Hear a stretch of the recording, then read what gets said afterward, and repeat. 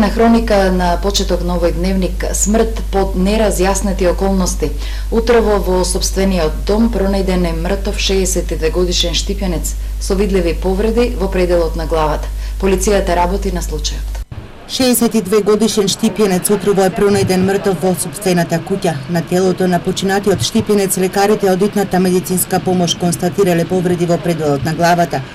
Ова на случајот фрли сомнеж дека се работи за насилна смрт, поради што увид покрај крим техника од ЦВР Штип утрово вршеше и увидна екипа од МВР.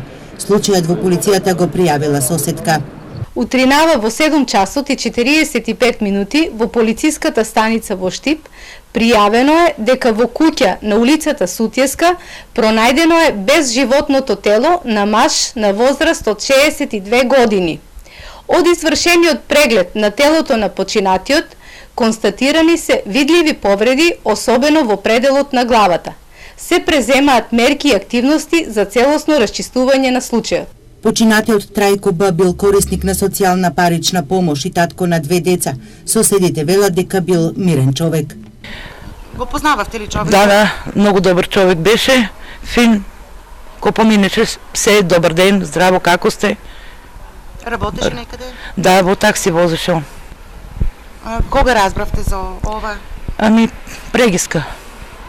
Како, што се случило, што знаете вие? Ништо ми кажа дека го утепале. И то. Имаше некакви проблеми човекот? Појма не. Секој има проблеми. Немам појма. Смрт под неразјаснети околности со индиции дека се работи за убиство. Истрагата на полицијата, вештачењето на доказите треба да ги утврдат причините за смртта на 62 годишниот штипјанец. Телото е предадено на обдукција.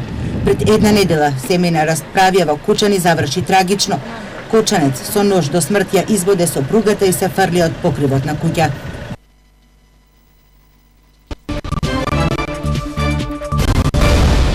Во продолжение на вестите за меѓуграничните соработки. Општините, државните институции и невладиниот сектор заинтересирани за европските пари кои се нудат преку програмата за меѓугранична соработка на релација Македонија-Бугарија. На вториот повик имаат на располагање 7 милиони евра за инфраструктурни проекти, а приоритет ке имаат проектите за заштита на животната средина, како и за развој на туризмот. Министерството за локална самоуправа денеска организираше инфоден за представниците на општините и за невладините организации од целиот источен регион за вториот објавен повик за програмата за меѓугранична соработка Македонија-Бугарија. Бранкица Ристевска, представник на Министерството за локална самоуправа, вели дека вториот повик е со висина на средства од 7 милиони евра. Опфаќа 3 приоритетни оски: туризам, заштита на животна средина и конкурентност.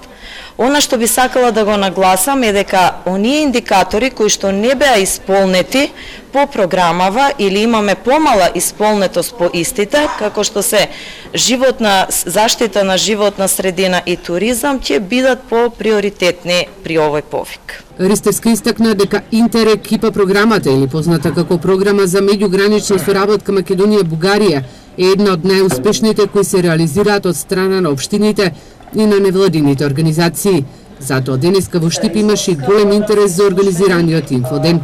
Николај Дончев, раководител на заедничкиот секретаријат од програмата за меѓугранична соработка Македонија-Бугарија, вели дека досега двете страни во периодот од 2007 до 2013 година имаат искористено околу 97% од европските пари, а досега се финансирани 100 проекти, од кои, како што вели, сите завршиле успешно.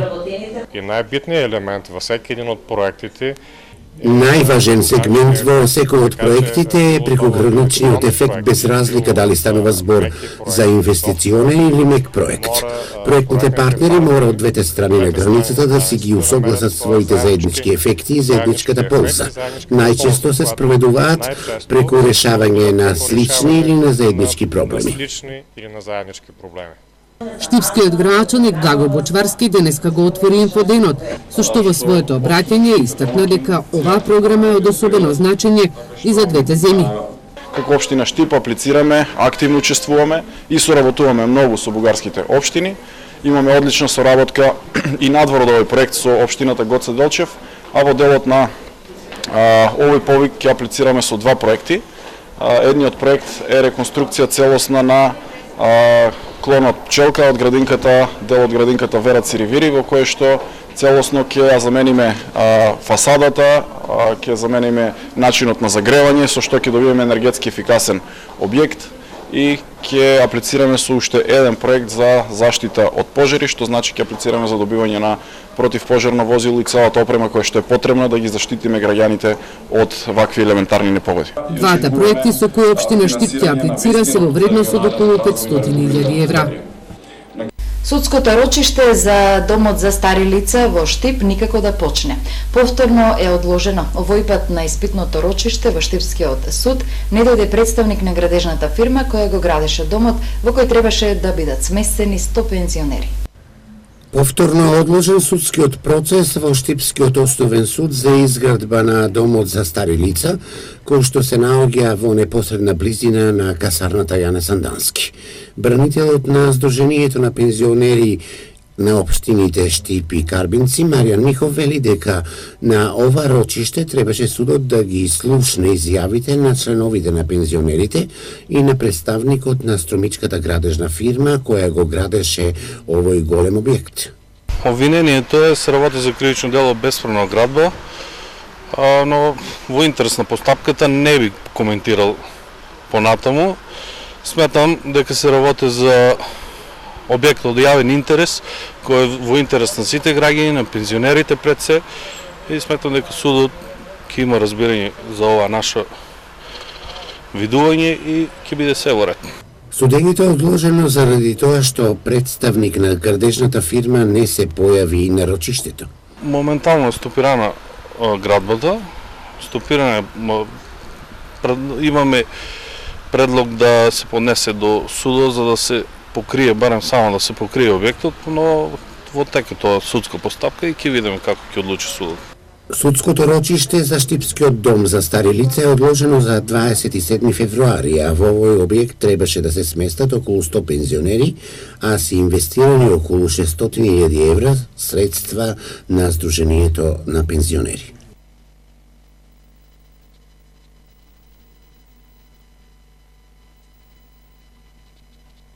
Земат мерки за седењето пред компјутер на нивните дечиња, бидејќи честото седење пред компјутер или користењето на IT технологијата може да предизвика и псевдоаутизам, а голем дел од децата од предшколска возраст имаат и проблеми со говорот, алармираат дефектолозите. Децата од Македонија повеќе седат на интернет отколку своите врсници од Западна Европа, покажуваат последните истражувања на невладиниот сектор. Според нив, македонските родители тешко можат да се справат во борбата што се води против IT технологијата. Максимум 2 часа користење интернет во денот е сосема доволно. Има различни истражувања што некои велат половина час, некои велат дури до 2 часа дневно е во ред. Лично според мене, значи самиот родител треба да си оцени дали половина час е доволно или 2 часа се премногу, но сепак треба да се ограничи тоа користење и на мобилни телефони и на таблети. Доста често е денес за самите, особено од помала возраст, самите бебиња, да им се пушта музика на телефон или на таблети и со тоа да се успиваат, па се остава во креветот заедно со малото бебе. И нормално, значи има штетни влијанија, зрачења кои што штетат и на самото бебе, на неговиот организам, на неговото ментално развивање. Постојаното седење пред компјутер може да предизвика сериозни здравствени, но и психолошки пореметувања, како што се проблеми со видот и скривување на работниот столб. Кај голем дел од децата од предучилишна возраст се појавува забавување на говорот, а некои деца покажуваат и знаци на псевдоаутизам. Постојат повеќе научни истражувања кои во последно време го потврдуваат токму користењето на овие технологии дека влијаат на забавување на говорот и многу често децата на 3 или 4 годишна возраст дури покажуваат знаци на псевдоаутизам, кој е личен или на аутистично однесување на едно детенце на оваа возраст, и затоа на оваа родителница ќе дадеме и некои совети на родителите, па и на воспитувачите, на луѓето што се во нивното обкружување, како да ги надминеме тие проблеми и како да работат за нивно разрешување. Постојаното играње видеоигри се причини за зголемениот процент на деца кои имаат проблеми со дебелината. Според истражувањата, децата во Македонија се втори по дебелина во Европа, а најголем број на дебели деца се јавуваат во 3-то и 7-то оделение. Штипските суди во изминатиот период решиле 110 барања за амнестија согласно донесениот закон. Карактеристично е што во 4 случаи пред да им почне казната затвор од 6 месеци се ослободени, односно амнестирани.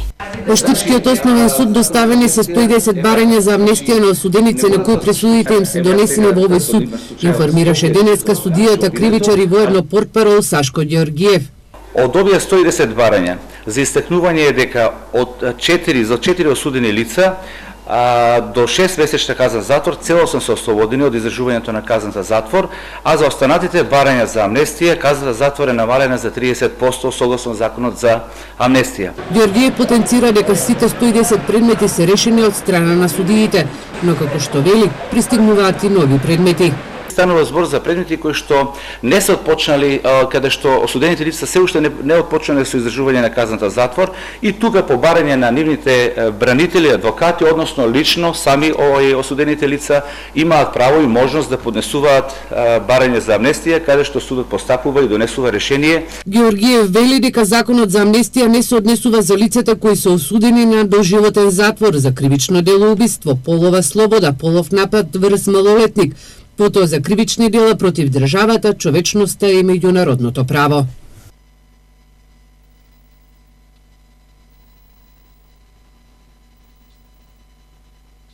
Известно од кога ќе стартуваат градежните работи во Кочанскиот центар за култура Бели Мугри.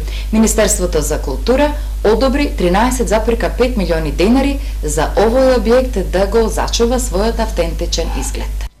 Реконструкцијата на зградата на Центарот за култура Бели Мугри влезе во овогодинешната програма на Министерството за култура за изградба на нови реконструкција, санација и адаптација на постојните објекти, што ги користат националните установи што се занимаваат со културна дејност. Кочанскиот културен центар во 2018 година ќе добие околу 220.000 евра, со кои ќе може во прва фаза да започне обновување на објектот. Домот на културата треба да го задржи својот автентичен изглед и за таа намена одобрените средства нема да бидат доволни.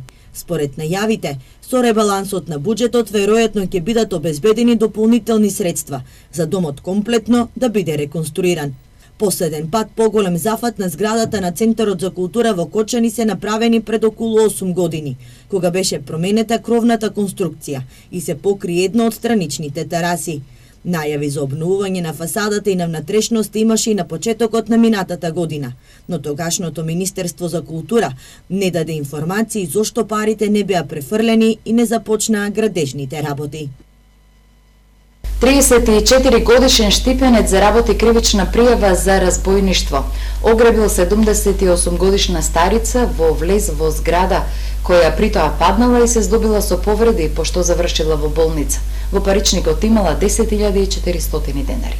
На 16 месецов, околу 11 часот и 45 минути, во влез од зграда на улицата Партизанска во Штип, непознато лице со употреба на физичка сила ја одзел ташната на 78 годишна жена од селото Таринци Штипско, во која имало околу 10.400 денари, парични средства и лични документи. Од физичкиот напад, оштетената паднала и од падот се здобила со тешка телесна повреда констатирана во клиничката болница во Штип.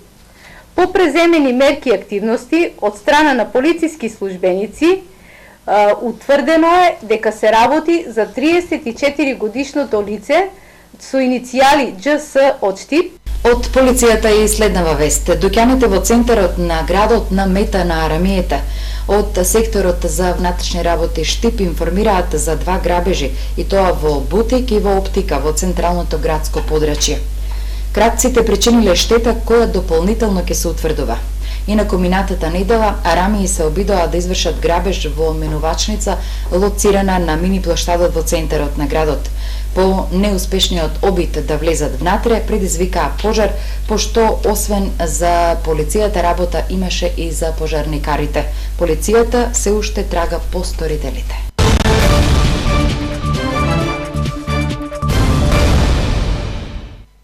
Продолжуваме со преостанатите актуалности. Потрошени се средствата предвидени за надомест на дел од трошоците за купување печки на пелети во домаќинствата за 2018 година, информираат од Министерството за економија. Од таму додаваат дека оваа мерка за која беа издвоени 14 милиони денари е една од неколкуте предвидени во програмата за промоција на обновливи извори на енергија и поттикнување енергетска ефикасност во домаќинствата. Покрај неа има уште две мерки со иста цел: надоместување на дел од трошоците за замена на старата столарија со нови ПВЦ или алуминиумски прозорци, за која се обезбедени 30 милиони денари, и надомест за купен и вграден соларен колектор, за која мерка годинава се обезбедени 6 милиони денари. Овие мерки ќе станат активни во март со објавување на огласите за нив, информираат од Министерството за економија.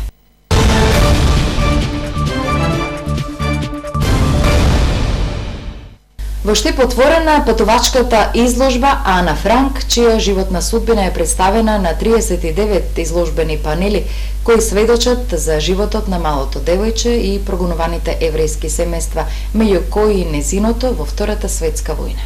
Фотографии, писма, документи, сведоштво за едно мрачно време и тешки животни судбини се дел од патувачката изложба Ана Франк, отворена вчера вечер во мултимедијалниот центар Киро Блигоров во Штип. На 39 изложбени панели се представени детали од животот на малата еврејка и голготата на нејзиното семејство во Втората светска војна. Целта на овој проект е преку врсничка едукација, младите да ги научат пуките од минатото, да разберат во каков свет сме живеела и тоа да остане за идните генерации како лош спомен и да ги изградиме однова нашите вредности. Значи, тоа е интересното за овој проект, што обучуваме млади волонтери, средношколци, кои што потоа нивното знаење го пренесуваат на нивните соученици, односно одни се водечи на изложбата. Емоциите на Ана, сокриена меѓу ѕидовите, стравот, надежта пренесени од млади волонтери кои имаат една цел, да ја пренесат нејзината порака до посетителите, е нешто пошто оваа изложба се разликува од останатите. Посетителите на оваа изложба да сватат колку всушност семејства како Ана Франк, кои што немале таква среќа, нивната приказна да биде раскажана, постоеле, пателе и барем на момент да се соживеат и да сватат зошто нешто такво не смее да се повтори. Затоа што кога ќе ги погледнете сликите, кога ќе ги слушате објаснувањата на нашите волонтери, навистина ќе се свати дека тоа е нешто мачно и тажно и никогаш повторно не смее да се случи. За нашите некогашни сограѓани, за Штип како град каде живееле еврејски семејства, оваа изложба има посебно значење.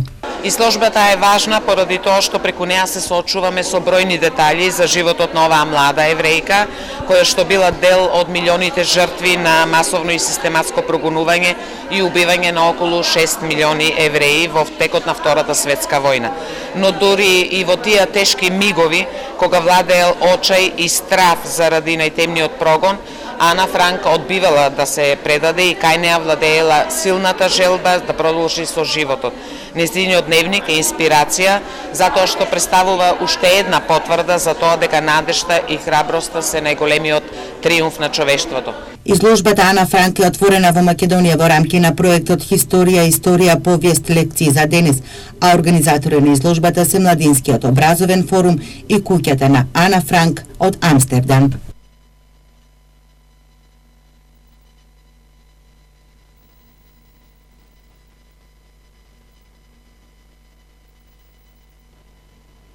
Медали за учеството на државното првенство во кикбокс. Од 10 медали, 3 се златни, 1 е сребрен и 6 бронзени.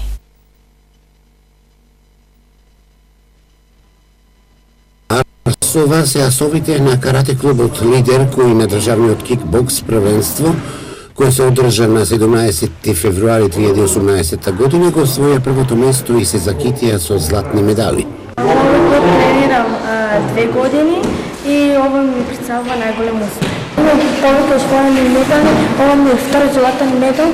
Со нивната победа клубот Лидер со тренерот Дарко Готески се пласираше високо меѓу својата конкуренција и еден од најдобрите клубови во државата. Земавме 10 медали, од кои 3 златни, 1 сребрен и 6 бронзени медали. Јас можам да кажам дека сум задоволен Имавме многу надпреварувачи наши кои што за прв пат сега учествуваат. 3/4 сигурно имаше кои што за прв пат учествуваат. Храбро се боја нашите надпреварувачи. За прв пат имавме и женски надпреварувач, Джесика Арсова, кој што зеде прво место. Се на се, значи сум презадоволен. Не помалку успешни беа и останатите надпреварувачи, освојувајќи 1 сребрен и 6 бронза. Клубот ОСНС од Штип има успешен настап на традиционалниот меѓународен турнир Мимоза Open 2018, што се одржа во Херцег Нови. Два македонски џиу-џицу клуба, ОСНС и Штип и Данки од Скопје настапија на традиционалниот турнир Мимоза Open 2018, што се одржа во црногорскиот приморски град Херцег Нови. Предводен од тренерот Виктор Велинов, штипските борци оствари одличен печаток и се закитија со повеќе медали. Златни медали во своите дисциплини и категорија освоија Станислав Гарепов, Филип Денков, Ева Димитрова и Стефан Донев. Сребрени медали освоија Вангел Балташев и Нина Ташкова, додека Ивана Василева и Кирил Иванов освоија бронзени медали. Во составот на екипата беа и Александар Илиевски, Христијан Јованов и Дани Николиски, кои прикажаа квалитетни борби, но сепак конкуренцијата беше силна и не освоија медали. Државното првенство во скијање во рамките на Сојузот на училишен спорт се одржа на Пелистер, каде што успешно настапија и ученици од штипските училишта. Иако во околината на Штип немаше снег, сепак штипските ученици не ја пропуштија можноста да ги искажат своите скијачки квалитети, стекнати на некои од зимските туристички центри. Под раководство на спортските педагози Звонко Рунчев и Трајче Филипов, 15 ученици од штипските основни и средни училишта настапија на државното првенство во скијање Пелистер 2018. Конкуренцијата беше голема, бидејќи севкупно на снежните патеки продефилираа преку 250 ученици од цела Македонија. Најдобри резултати од штипските ученици постигнаа Ева Манасиевска во категоријата од прво до петто одделение од подалцото училиште Три чешми, која го освои второто место, и Сара Димитриевска во категорија на 8 и 9 одделение од основното училиште Димитар Влахов. Меѓу првите 6 пласман остварија Јане Манасиевски од подарачното училиште Три чешми, Андреј Ставрев од Ванчо Прке, Мило Дулдуров од Ванчо Прке, Дарко Ставрев и Дениција Джидрова од гимназијата Ставчо Стојменски. Првенството мина во одлична организација и во идеални снежни услови за одвивање на ова првенство. Ги следете вестите, ви благодариме за вниманието. Довидување.